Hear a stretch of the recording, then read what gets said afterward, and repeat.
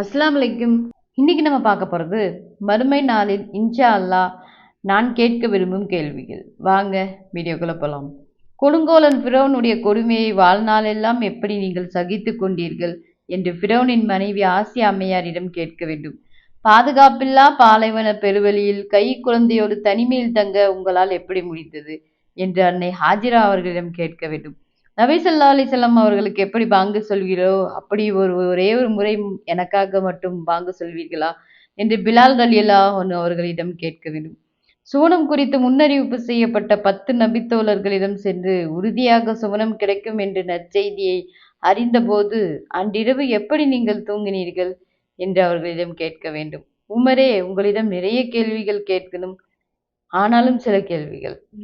உம்மை நான் நேசிக்கிறேன் என்று நபி ஸல்லல்லாஹு அலைஹி வஸல்லம் அவர்கள் கூறிய தருணத்தில் உங்கள் உணர்வுகள் எப்படி இருந்தன?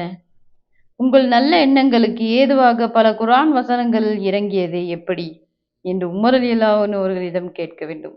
இது போன்ற கேள்விகள் நிறைய இருக்கு. வந்து கேட்க சப்ஸ்கிரைப் பண்ணுங்க, லைக் பண்ணுங்க, ஷேர் பண்ணுங்க, பெல் பட்டனை கிளிக் பண்ணிக்கோங்க. அஸ்ஸலாமு அலைக்கும் வரஹ்மத்துல்லாஹி வபரகாத்துஹு.